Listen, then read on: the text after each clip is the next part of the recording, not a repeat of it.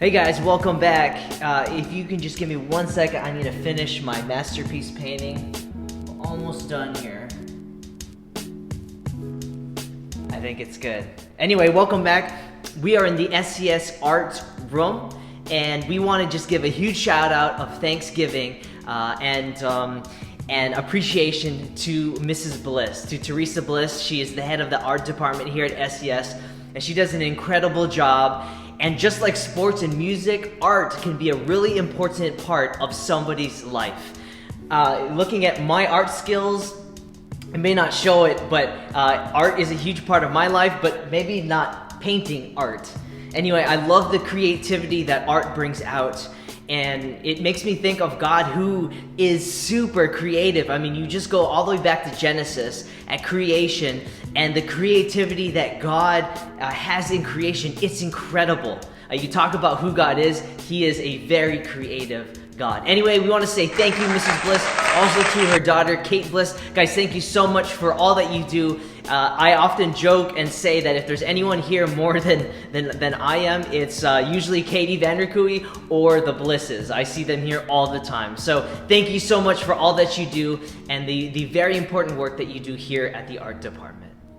Psalm chapter 56, verse 8 through verse 13. And as always, who is God? Right here in verse 9, we see the name for God, who we have seen so often, and that is Elohim, the Hebrew name for God. And another thing that Elohim emphasizes is the majesty of the one true God, that God is the God of gods. He is the highest God. But not just that, this verse goes on to show us that God, Elohim, the highest God, is a very personal God. Look at what this verse finishes off. God is for me. He is so personal. And you may be asking, okay, well, how is Elohim for me? Right here in verse 8, it shows us that God is a God who sees and He hears and He takes notice of everything that you are going through. And here, you have kept count of my tossings. You have put my tears in your bottle. And in a sense, God registers these tears and these tossings of David, who is writing this psalm, and he registers them in heaven. And nothing is lost or nothing is missed by Elohim. And in your life, everything from the biggest of storms to the smallest of ripples is known and registered by Elohim. He sees and He hears you and your life. But not just that. How is Elohim for me? Well, right here in verse 13, He has already met your deepest need in and through the gospel. Your sin debt and penalty has already been taken care of through the gospel, through Jesus Christ. For you have delivered my soul from death, my feet from falling.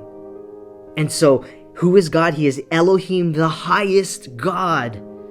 But yet He is so personal, taking note of what happens in your life, but also meeting your deepest needs, your deepest need of sin through the gospel. This is who God is. And the question is, how do you trust this God? How do you trust Elohim? Well, right here in verse 11, it may sound really simple, but we have to remember that you and I, we are forgetful people, and we are really good at trusting in ourselves or other things. And so it's a great reminder, verse 11, how do you trust God? Well, you trust in God. Again, right? Sounds simple, but this means to place your full hope and your expectation in God alone. Not trusting in the relief of your troubles or your discomfort. Not trusting in the lifting of the stay-at-home order. Not trusting in the government to get everything right. Not trusting in things going back to normal. Not trusting in more things or more money or more relationships, but trusting in God alone. That's what it means to trust in God. Rightly trusting in God, it's not vague. It's always specific. And we see this through the Psalms. Trust in God. Wait for the Lord. Hope in God. So the question you and I have to ask ourselves is, what are we trusting in?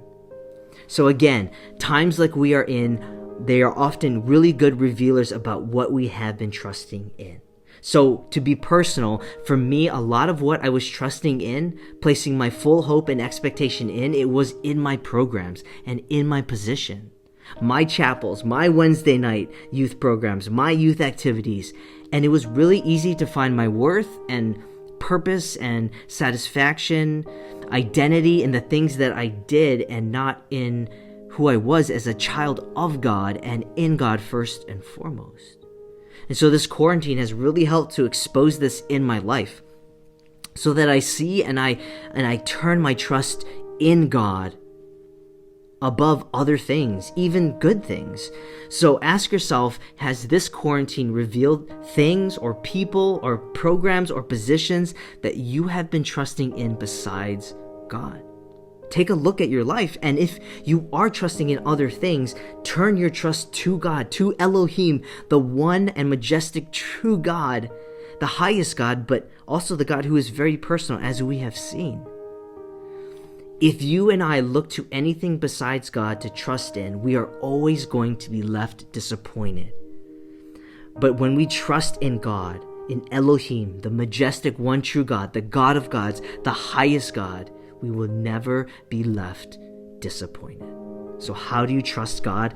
Very simple to say, but hard to do. We trust in God. Jesus, He loves me. He loves me. He is for me.